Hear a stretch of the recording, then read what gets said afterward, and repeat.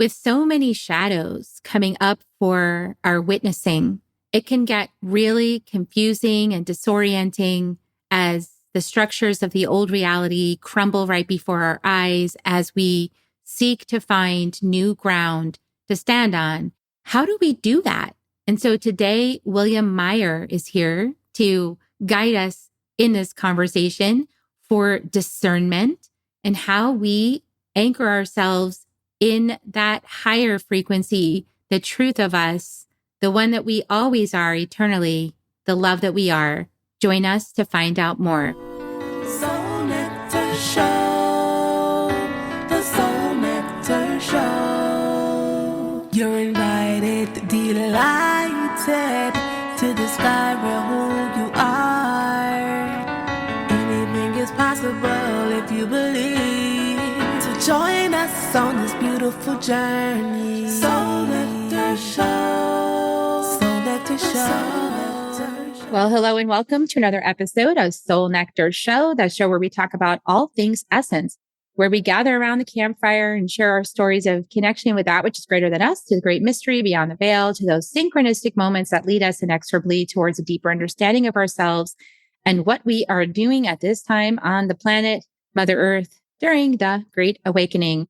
I'm your host, Kerri Hummingbird, and I am so delighted to be here today to be a conduit of beautiful blessing and light energy and wisdom to support everyone at this time on the planet, which I personally also have been finding a bit challenging, and using all of my wisdom tools to support me in coming into clarity within myself. And so if you're feeling that need for discernment, that question, what is this smoky mirror? What is it showing me? What is the truth? How do I move through this when everyone sees things differently? How do I maintain my grace in the middle of the mud storm? How do we show up with more love, more truth, more grace in the middle of this time on the planet? Then you're in the right place, because this conversation is going to uplift you. We're going to talk about having a guiding light for the discernment of truth, staying centered in that light so that you can really move through the world in a graceful way. That's a blessing not only for you, but also for others that you come in contact with. And so today we have the wonderful, the beautiful, the fantastic William Meyer with us. Welcome, William. Hey, Kerri, and hello, divine listeners. So excited to have William here. He's a beautiful, bright, shining light. I've been on his podcast, Angels Around Us. And so go check that out. I'll put the link in the show notes below. William helps heal and empower you to live your best life. Through his work as an angel advisor, spiritual life coach, and mentor, he channels divine beings of love and light for your highest good, including a collective of 60,000 ascended masters. His book is coming this fall, The Healed You, and it's the definitive spirit-led guide to emotional healing, which we could all use at this time on the planet. I think we could all agree. And he says that you are the heal you of love, peace, and joy, and you can release anything that blocks this reality for you by seeing what is and what is not you. And so I'll put the links in the show notes below, so check that out. And in the meantime, William, we've had such a great conversation before on your podcast. It kind of got off the chain and really awesome. So I'm hoping the Ascended Masters come through again for us and lift us up out of the muck and help us to really shine a light for others today. I can already feel it coming in. It's starting to pulsate. So it's super exciting. Woohoo. Okay. So, well, tell us a little bit about yourself first to get going. Like, how did you find your guiding light? And how do you find it on a regular basis? And how do you become a podcast host for Angels Around Us? And then let's dive into the messages that I feel the masters really have for us to share at this time. So take it away, William. Absolutely. Thank you. Such a pleasure to be on your show. And yeah, we did have a wonderful conversation, which I implore your listeners to go check out. I'll keep it short and sweet, a little bit about me. I've always felt, this is what I usually say, I have always felt a guiding tone that's always been in the background. And that is the tone of my higher spiritual nature, or the higher self, which is part of divine source, right? The one infinite unity, which we're all a part of. We are all beings of love, light, and peace and joy and happiness. And so that's been my guiding light that's always been trying to get my attention. But all throughout my life, I've either listened to it or I've not listened to it. So it's been a long meandering path to get to the point where I consciously realize what it is that's trying to guide me, number one. Number two, how to listen to it. And number three, discern and release what is not that. Because the couple words that you said in the introduction there about my book coming out this fall, The Healed You, the definitive spirit-led guide to emotional healing, I talk about that discernment process. And I really try to paint a detailed picture on what is really you, that spiritual nature of light and love and joy, and what is not you, which I call the unhealed you.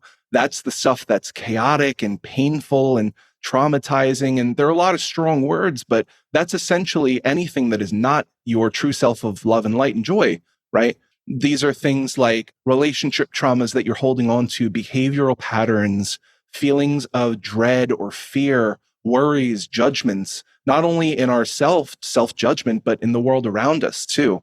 Because if we're standing in our true self of love, light, and joy, then there is no judgment, there is no fear, there is no worry. So this period of time that we're in right now is so critical for discerning all of that, because we're seeing all the stuff come up to the surface right now. We were just talking about women's rights, people of color, self-empowerment right before we started the recording. And all of that stuff is coming up to the surface. It's been hidden for so long, not even centuries, thousands and thousands of years, however long humanity has been here. So with all of that coming up to the surface now, our task as humans here on Earth is to discern what is really us and what is not us. Because the stuff that's really us, again, is the love, the connectedness. We're from the same source. We have a loving God. We are part of love. We give love and joy so effortlessly. That's who we are. This stuff about wars and conflict and judgment and worrying about financial troubles, all of that is not us. And so there's a great conversation that we're going to have here, and I'm going to hand it back to you. Oh, that's beautiful. Yeah. So, I mean, we're here to experience life in its totality while not forgetting who we are in truth. That is challenging because we come here, the illusion is really fantastic. And, we feel everything, we see everything, we hear everything. And I actually had this medicine ceremony not that long ago where in the middle of the ceremony, I got this visual of us, like basically children of God, like up in heaven, like reminding each other, hey, this is all for fun. No, I love you. Like, don't forget it. Like, we're just playing here. This is just a playground. It's all love. We don't actually feel all this way that we're saying down there. And I had this moment of recognizing that that was actually really, really true. And at the same time, asking myself, well, then why are we doing all of this crazy stuff down here? Like, what's the point? What's the point of feeling grief? What's the point of feeling angry? What's the point of saying things to each other that pretty much suck? What's the point of all this mess we created? And if there was a point to it, can we wrap it up? Because I feel like we've been sitting around down here playing Monopoly at the family table for thousands of years. And I'm done with that game. Like, I want to play some other game. I want to play something more fun. I want to play something more aligned with our true nature. I want to play a game that includes everyone and where we don't have to have that experience of not feeling wanted. I want to feel like we could be divine right here, right? Just heaven on earth, right? So what are you getting about that? Well, I wanted to say at this point in the episode, if anyone is still listening, then you are a light worker, right? You are one of the people who are here to help birth heaven on earth. And this is, again, going back to this time of discernment right now. In order to live on heaven on earth, we need to release what is and heal and transmute what is not heaven on earth. So again, that's why all this stuff is coming up for us to see and realize and transmute and heal. And that requires, as we were talking about right before, feeling it. You have to feel it in order to heal it. Yeah. And it's that feeling thing, that not taking it personally as one of the 4 agreements, which I think the 4 agreements are here for us during this time of the planetary shift to support us in keeping things straight. It's like be impeccable with your word. Don't take anything personally. Don't make assumptions and do your best. And also the fifth agreement of discernment. I feel like these agreements are here for us at this particular transit in our development as a human species. But it's really hard to not take it personally when you're feeling it in every cell of your body, or when you're just like I literally have cried. I have had afternoons where all I could do was just cry. And it's not because my life has anything worth crying about. Like, my life is great, but I'm feeling like this collective energy that's really painful, this like conflict, this hatred, even this collective grief and shadows, that all I can really do when feeling that is cry.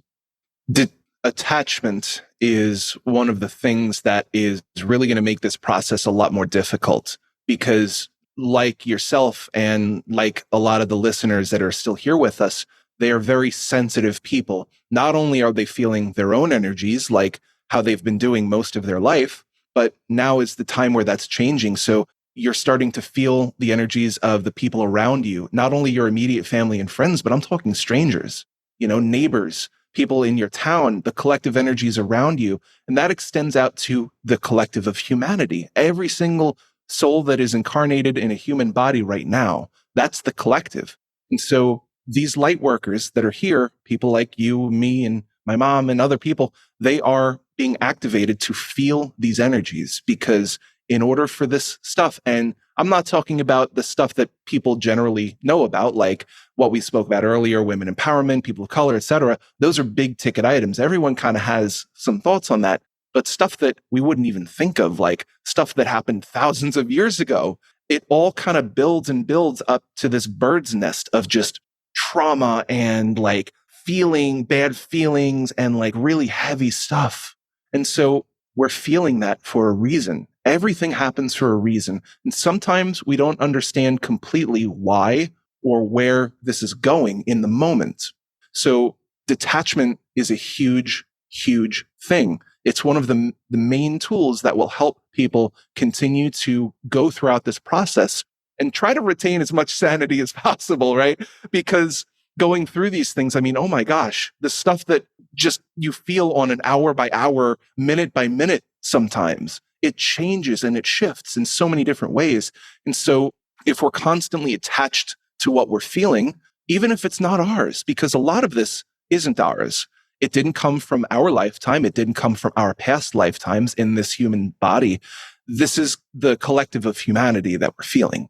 And so if we're attaching our identity, so to speak, onto these feelings, if we're saying, oh, I'm so depressed and I don't know why, but clearly I'm feeling it, so that must mean it's mine, right? No. It needs to be felt in order to be healed. So that's one of the huge tools, is to keep that affirmation that these things that I'm feeling are probably not mine, right? If they are yours, then there's somewhere that it comes from and you can dive into that. But again, ask yourself, is this mine? Or is this something that is just transitory, that I'm feeling for a period of time, and then it just needs a conduit in order to feel, right? Because feeling it and is putting your awareness onto it. And when you put your awareness onto these traumas and these pains and these hurts, your awareness is your light. That's your light and your love. And by shining that torch, that flashlight onto this darkness, this pain, it dissipates. It goes away.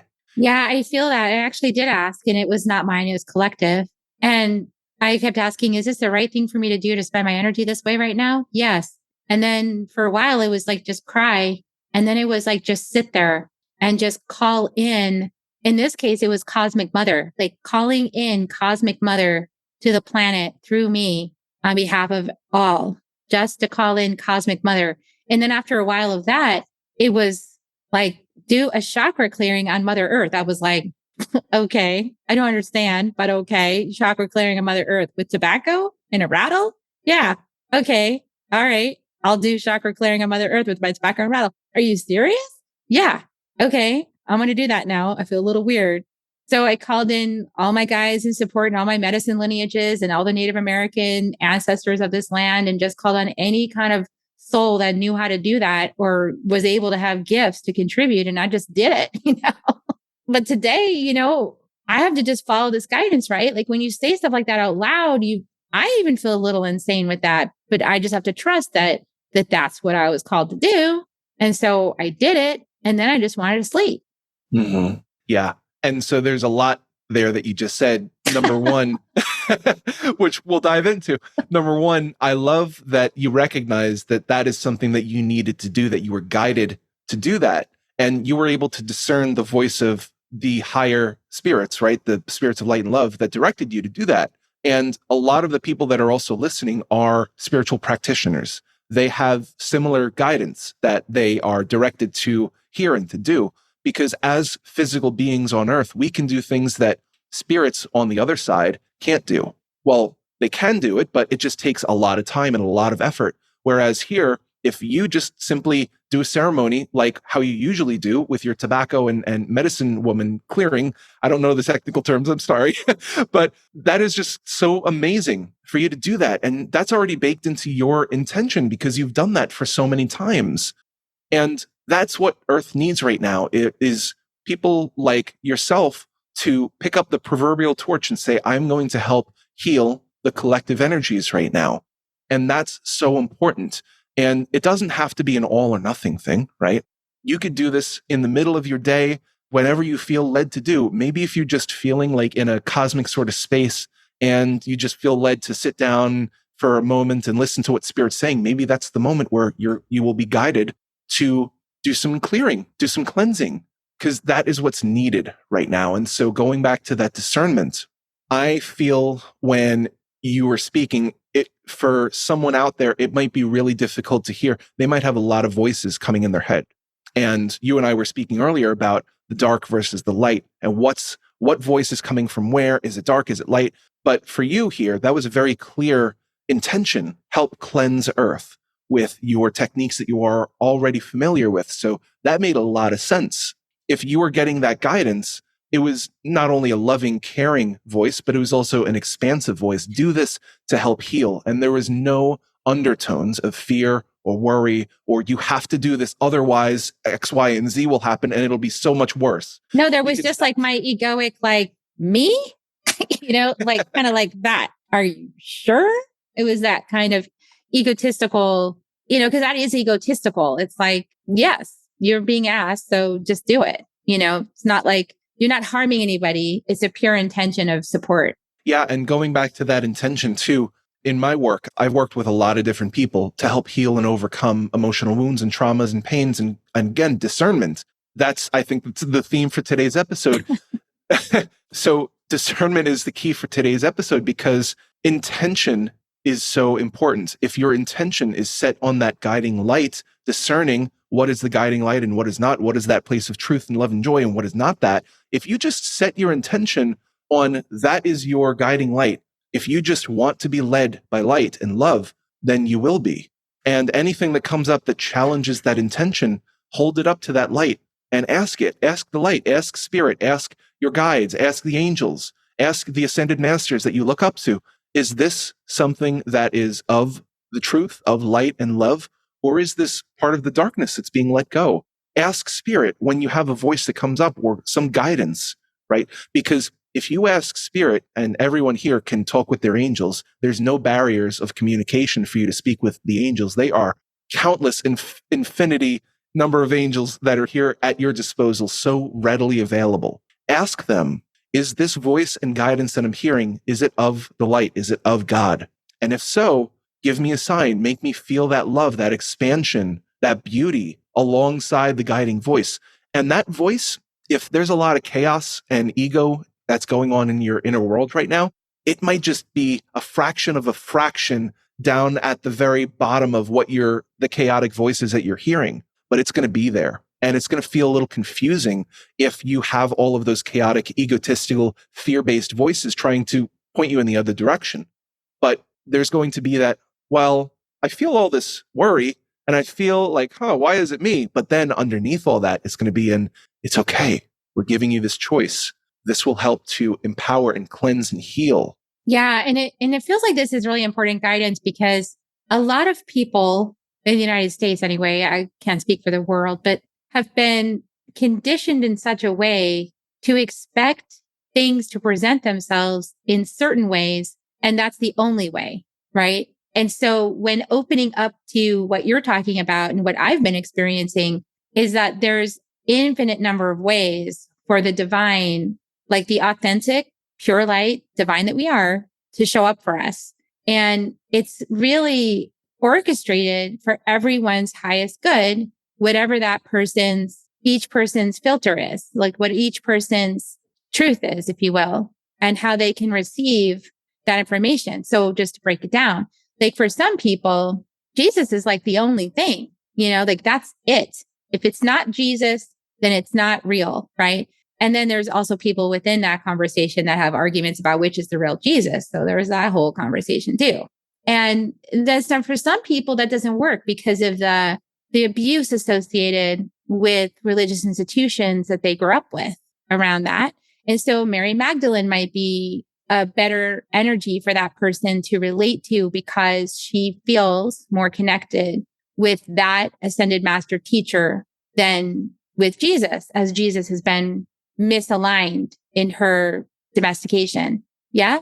And so we have to honor, I think we don't have to do anything, but what would be really wonderful, let's just put Kerri Hummingbird's desire out there. What would be really wonderful is if we could all respect each other's pathways that the divine is leading us into our highest alignment and into our highest truth, and trust that we don't need to moderate that experience or control it or judge it or condemn anyone for how the divine is guiding them, that we can just let everybody be on the path that they're meant to walk towards the divine home that we're all going to called heaven, that we can actually let each other walk the path that we're meant to walk and trust that we're all guided and not make ourselves the arbiters of each other's experiences. Yeah. And the resounding theme of what you just said is free will, right? Free will comes up a lot in spirituality and also when it comes to healing, because some of the people that I work with, they have really emotionally damaged partners or friends that they really, really, really want to help them see the light and see the love. And yes, we do our part when asked by spirit and when led by our own higher selves, our own divine guidance. But also, you can never overstep someone's journey towards inner healing because you can't choose for them when to heal and how to heal. So that's another big key that a lot of your listeners right now are resonating with. It's because, yes, a lot of them understand the light. They feel the light inside them. They feel the love. They feel spirit. They feel the angels, and they want to share that with the world. And of course, I do too. But we also have to keep in mind that a lot of people, like you and I were discussing on our podcast recording on my show, the collective right now is a dried up, caked, muddy cup, right? And spirit is pouring in that love, that water into this dried mud. And the mud has been without that water for so long that it's having trouble receiving it. And so what happens is you just keep pouring more water in and more water in, but you can't force the mud to accept the water. It needs to happen in its own terms. It takes a little bit of time.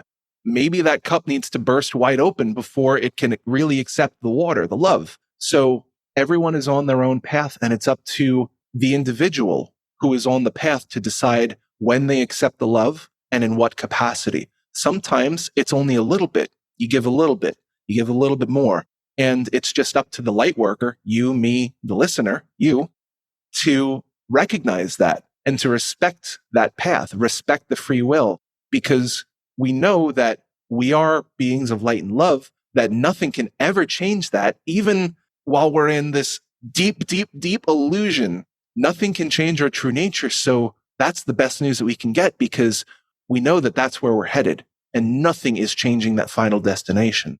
It's just a matter of when and where. Yeah. I actually had that download too, where I was asking, can I possibly do anything to turn this back? And the answer was no. So there's pretty much, it's going and it's happening all around us and we see it.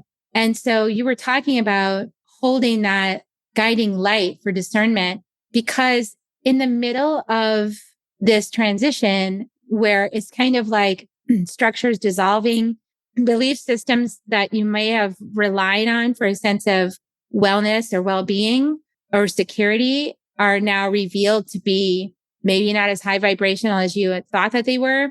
Or maybe you might see that the community that you've grown up in or been practice your religious beliefs with, you might start to notice that some of these behaviors or these words don't match the intentions of those communities, right? And you might start waking up to that. Like it might have been completely bypassing you for a long time that was going on. But then all of a sudden something caught your attention and you can't stop seeing it. And when that happens, that's really can be catastrophic in a sense for someone's feeling of safety, because then it's like, where do I go next? And I think that this piece is a piece I've been doing my best to embrace, to be compassionate, because a lot of times when people are flailing about in their fear of the thing that brought them stability is no longer to be trusted, there's like this intense fear and they could be flailing about. And in the process of doing that, they could fling some mud over to you because you're the one who kind of woke them up out of a piece of it and be angry with you for that. And so that's something that, that mud flinging is like not to take that personally and to find a way to have compassion, even if you're feeling attacked as one holding the light. You're holding the lantern, and people are like, I don't want to see this lantern. I don't want to know that is disrupting my sense of safety. Well, that compassion and the love is that foundation which will never fall out from underneath you. These concepts that you were just describing, basing your foundation on a system or a concept that is not based in that truth of light and love, that maybe there's a little judgment, maybe there's a little worry or fear baked into that, that's shaky ground. And this is what's happening, is the floor is falling out from underneath all of those things, one by one, piece by piece, and it's going to continue to happen. And so when that does happen, it challenges you. The people that are using those false concepts as their foundation, when that falls, they're going to have to face the deciding factor within them. Well, if this didn't give me a solid foundation, what can? And that's why compassion and love is so, so, so important, because that's where this is directing us to, is to discover that inside of us and see that truth. And that's the thing that will never let us down. So give compassion to others, give compassion to yourself. I always say that love dissipates fear, love dissipates worry, because if you channel the true beingness of who you are, if you try your very best, and I'm not saying to force it, because sometimes we try to force love past barriers and walls sometimes, and yes, love can break past barriers and walls, but I'm talking about internally within ourselves. So giving ourselves love and compassion, that's always within our total free will, going back to what we were saying earlier. But if you try to give love and compassion to someone that isn't ready for it, it can sometimes do more harm than good. And again, that's where the discernment comes in, and using your own inner guiding light for the light worker that's listening, hold it up to your heart. And sometimes it's really challenging too, because we're prompted, we feel like we need to help everyone all the time, because we see so much hurt and pain in the world and in people that all we want to do is help. But sometimes giving them that truth and that love and support that comes from our true divine nature of light and love, sometimes it can affect their path and make their journey longer and more drawn out. So it's not helping in the way that you intended. Going back to intention too, holding that inner space, sometimes you just need to hold a space of peace and presence. And I love your analogy, the people flinging mud around trying to figure out what's what, right? Sometimes that mud is just going to get flung onto you in that process. And if you try to give them love during that, they're in a irrational mindset. They're probably not going to accept it. So then what do? If the mud is trying to get flung onto you from that person, that peace, it is going to be that layer that deflects all of that. Hold that peace, hold that state of joy. Or just like a flat out boundary, like that too. Yeah. Yeah, I don't tolerate that behavior. Thanks for trying. But there's like as much neutrality as possible, right? But also like the thing I find right now that I've been looking into is the energetics of being an empath, right? So being a super empath means that we can feel everything around us with a lot of clarity in terms of the energetics of things, right? The emotional energetics of things. And a lot of that stuff's not ours, and we can forget that. And so we sometimes might get into relationships with people who are, like you said, they're not in a place of receiving what you're offering because they're not in that space.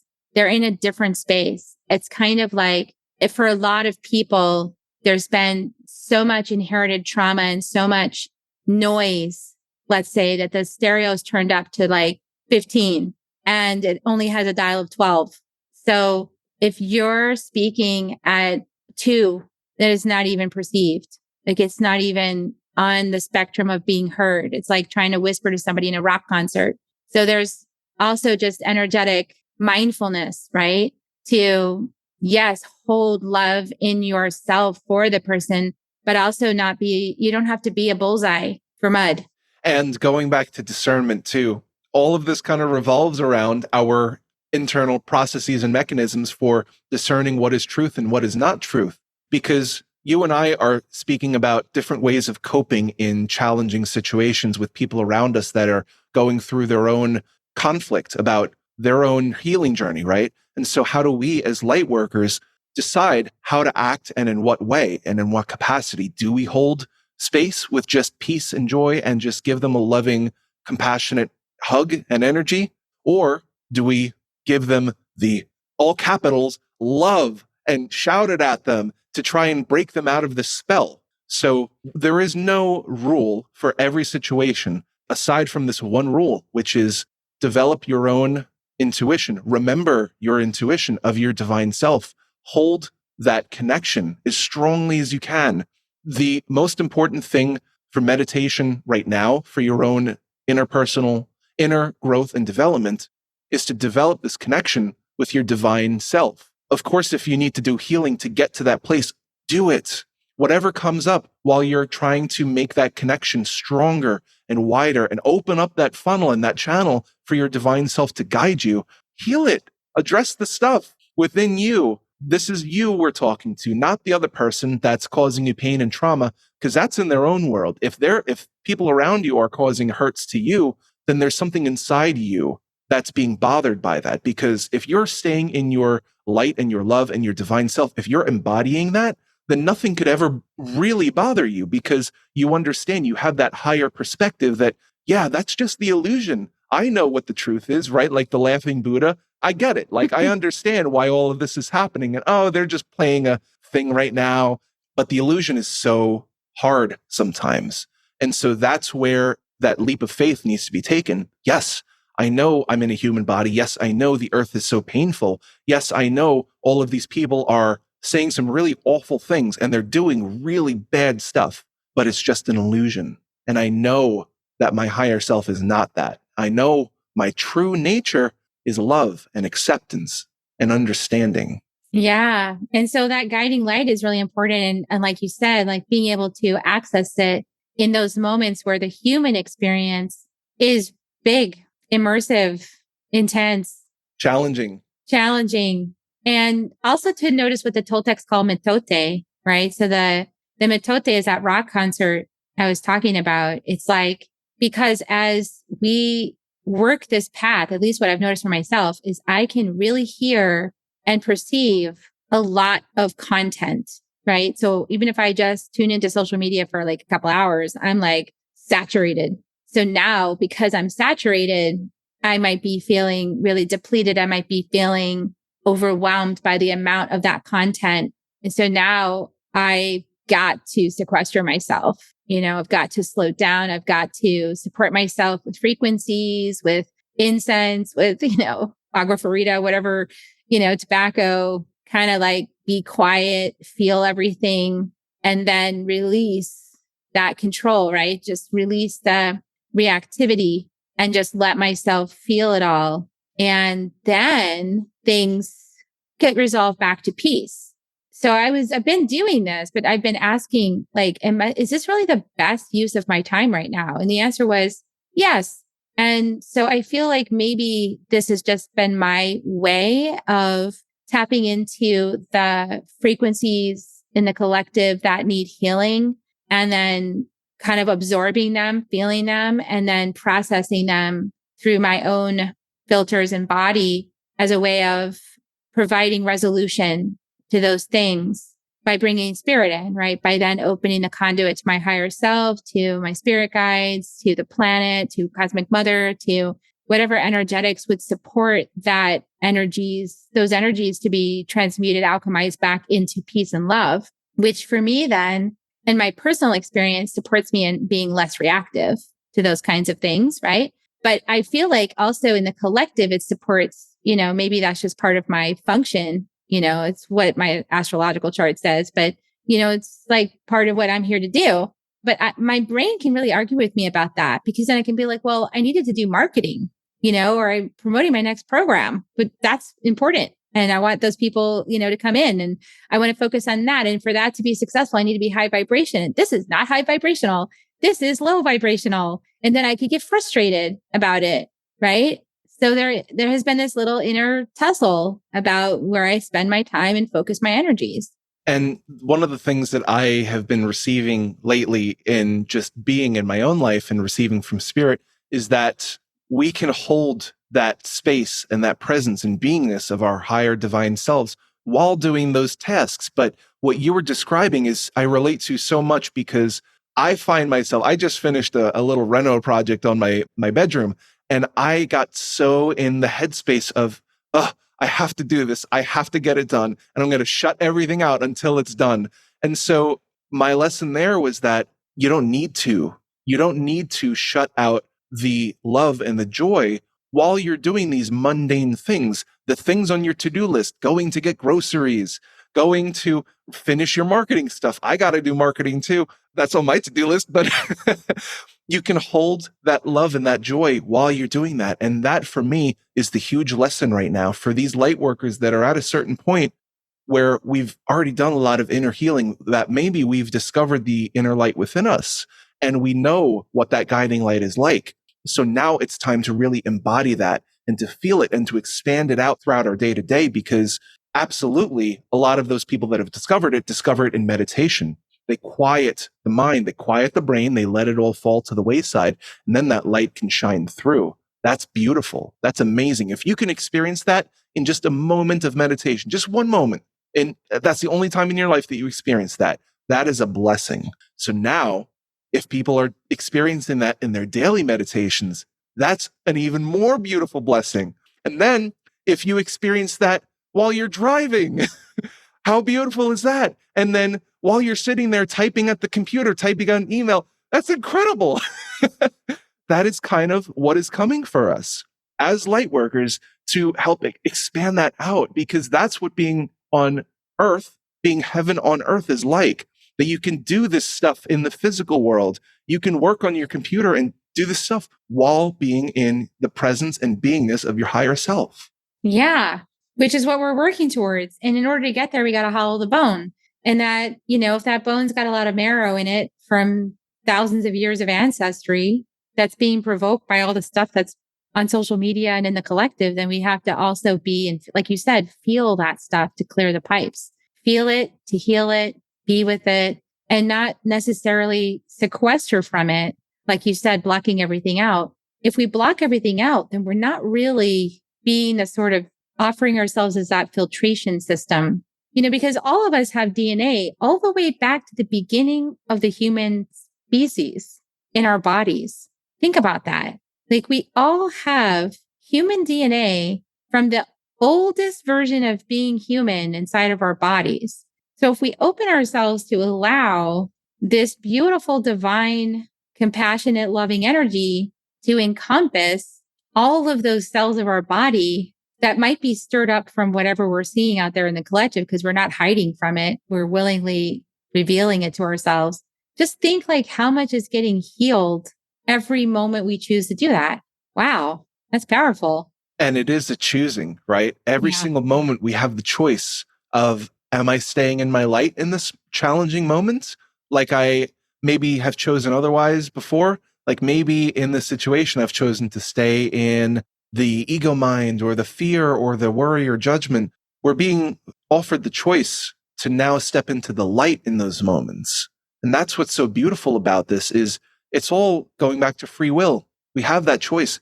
If you're listening and you want to stay in the darkness, that's totally up to you. You could do that, but you're going to feel more and more challenged as humanity continues going through this shift in consciousness, because this is where humanity is going. This is where this version of Earth is going right now, is towards the light. And so If you want to stay in darkness, again, that's up to you. It's just going to get really difficult to keep doing that in the future. So, yeah.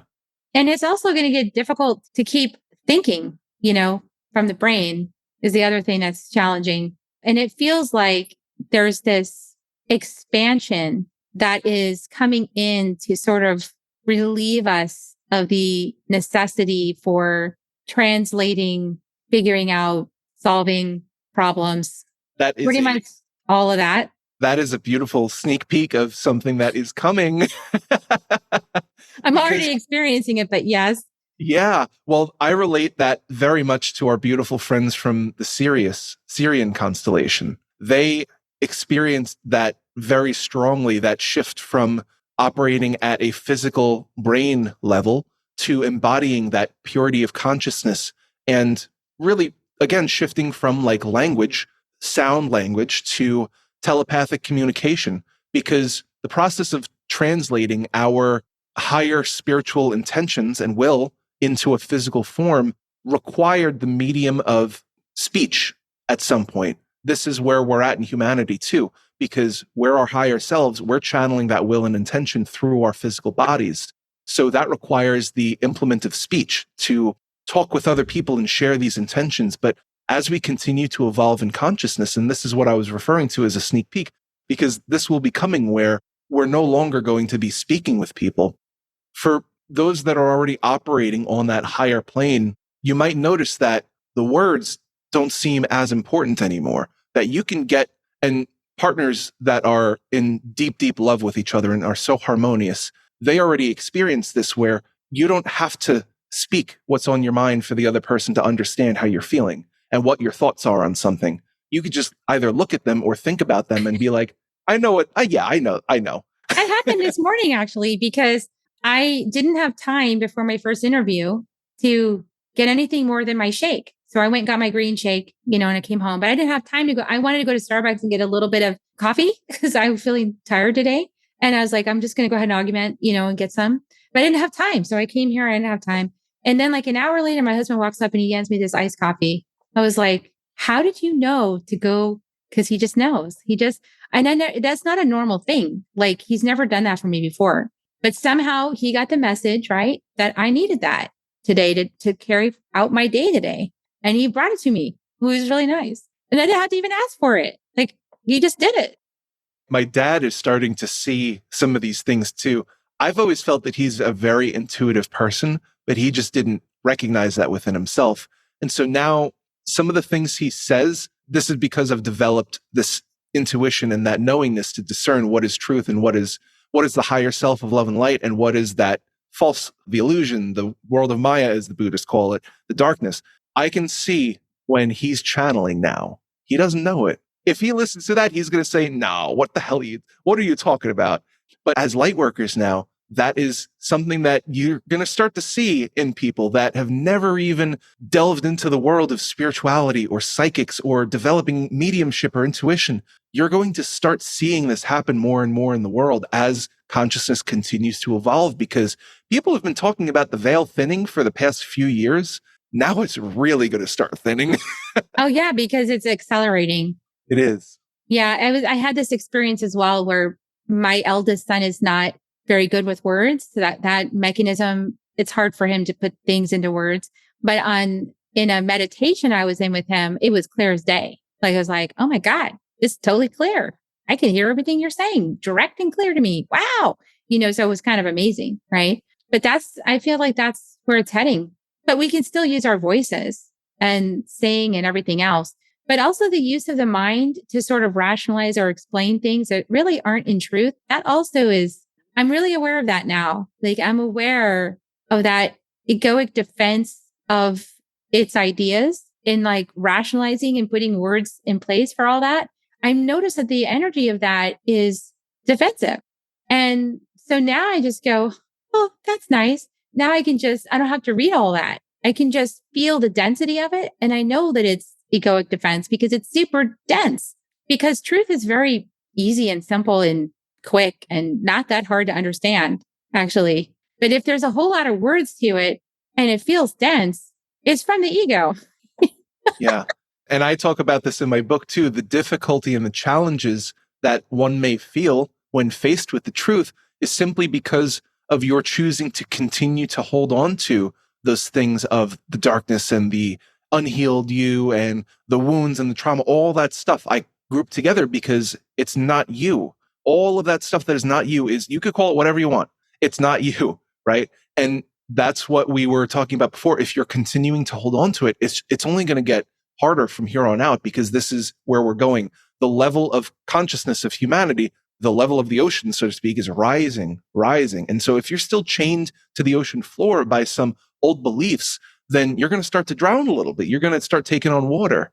And so all you have to do is just cut that cord and let yourself float to the surface alongside the rest of us and see the light and bask in that light. And it feels like it's happening pretty quickly. It feels like it's happening at kind of an astounding, accelerating rate. But yet you also said that it's many lifetimes, still to come before it's complete. And so I feel like on the one side, I feel like this could happen very, very quickly because I know how quick my awakening journey was. It's like all of a sudden one day I realized it and I was like, oh my goodness, I've got to change. And so then, then I was in the process of learning to change, right? I was in the process of learning how to release all the painful things and let go of all those hurts and wake up, right? So that's a process. It took me about 12 years. I feel like it can happen faster for people now that more of us are doing it.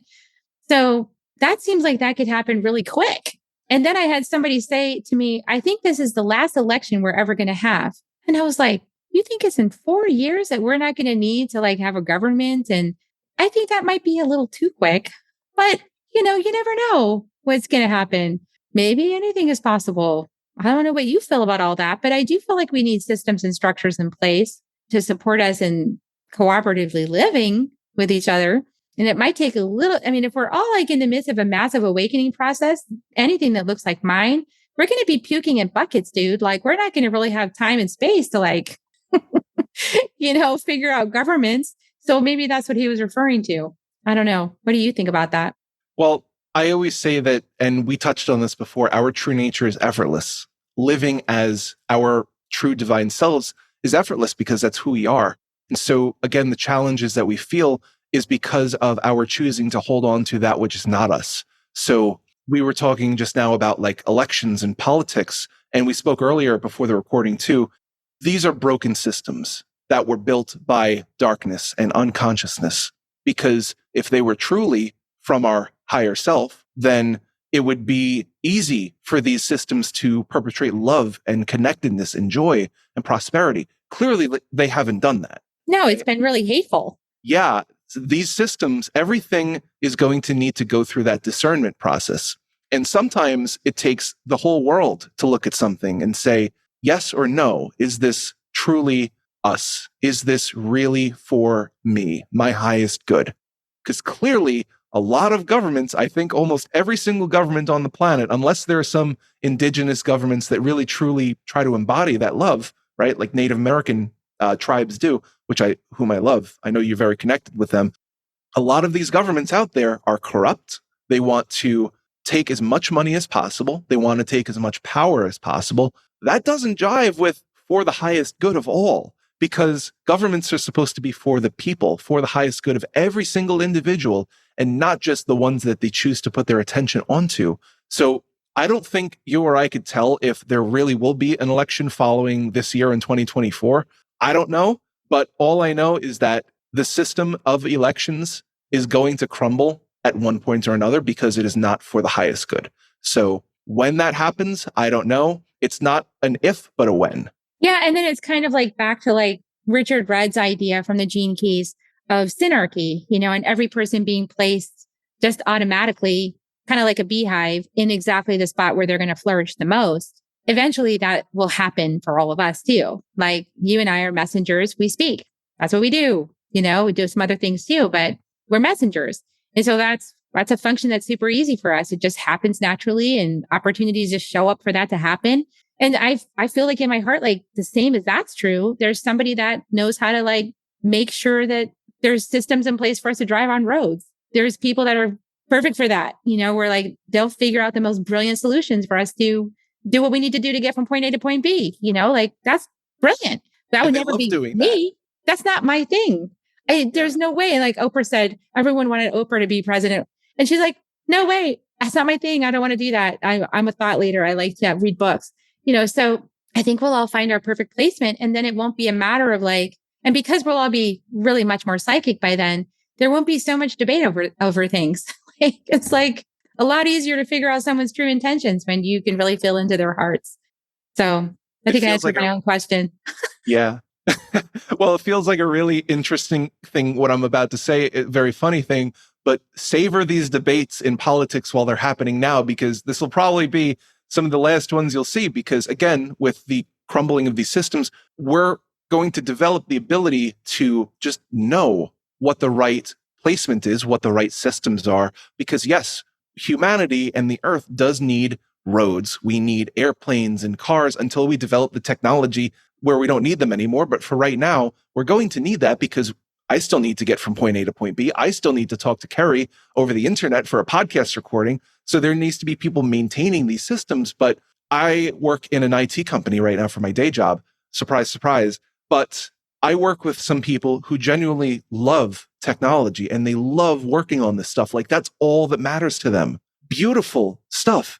This is what is coming. This is what the golden age of ancient civilizations used to be, right? Atlantis, Lemuria. You have people that dedicate their entire lives to getting the most amount of love and joy, not only for themselves, but in the work that they do, taking the most amount of care and love to plant a strawberry seed in the ground and water it lovingly every single day and watch it grow from a little seed, gathering the light from the sun, producing the most beautiful fruits. If that's your life purpose, go do that. You don't have to slave away at an office feeling miserable about yourself, because that's not you. This is the time where everything is changing. And we haven't seen the most of it yet. It is coming. Oh, we just got the beginning of it right now. It's just like the very first thing of the little plant above the soil. Like literally just like the little green thing just went like peaked above the soil. Well, what's really funny too, using that analogy, is that you know how fast a plant grows once it starts to branch out and get more leaves, because it's exponential. It takes so long for that seed in the dark soil being watered every single day, for that little tiny seed to sprout the tiniest little green stem and poke above the soil. It takes more than half the lifetime of the entire plant sometimes to do that, like months and months and months. And so now, once that stem reaches the light, it starts to gain nutrients from the light. That's where we're at. And so you spoke about how everything is accelerating. And my mom and I have been saying this for months, like this entire year, everything's been getting faster and faster, because now the stem of humanity has seen and started to reach and get the nutrients from the light, from divine source. So now it is going to get faster and faster as we continue to grow more leaves and more stems and get bigger as the plant and everything. And it's just, I get so excited about it. It's very exciting. That's super inspirational to help us get through. So that's a good guiding light for that discernment. Thank you for that vision and that energy, William. That's beautiful. Let's just anchor that in, everyone. It's gorgeous. I feel like that's yeah. And it's a good place to end it. And I was just going to say, like, if that helps us get through the mulching still happening under the soil. It's okay. It's mulching. It's fine. Let it mulch. Focus on that we have touched the light. It's beautiful. Because, the other thing too, with the little bacterias that are in the soil right now doing the hard work, sometimes light workers are in that space doing that hard work too. But that process of converting something that is wasteful in the soil to something that is nutritious, like bacteria that turns all these things into like nitrogen in the soil, that's continuing to feed the plant. You're seeing all of this darkness being turned into things that feed us and continue our growth, like figuring out how governments and systems and businesses and maybe capitalism too, all the systems in the world right now don't work for us.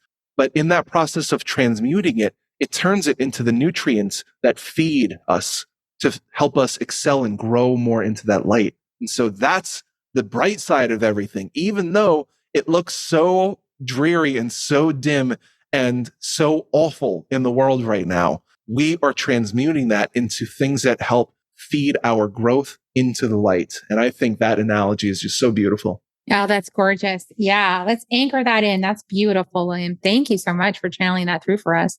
Gorgeous, gorgeous. And so is there anything that you'd like to offer people as a way to get to know you better? You have a book coming this fall, The Healed You. Do you have a landing page for that yet where people can go pre-order, or they just stay tuned and get on your podcast and listen to you Angels Around Us podcast? Yes, my podcast, you can hear all up-to-date stuff on whatever's happening, but also on the main page on my website. If you scroll down just a tad, you'll see a newsletter sign up for my book, which you can put your email address into and confirm it in your inbox. And then any news that is going to come out, I'm targeting this fall. I don't have an exact date for release yet, but I'm just saying fall 2024 right now. You'll see the book there. And then any news about release, it's going to come out on print, ebook, and eventually Audible when I have time to sit down and record my voice.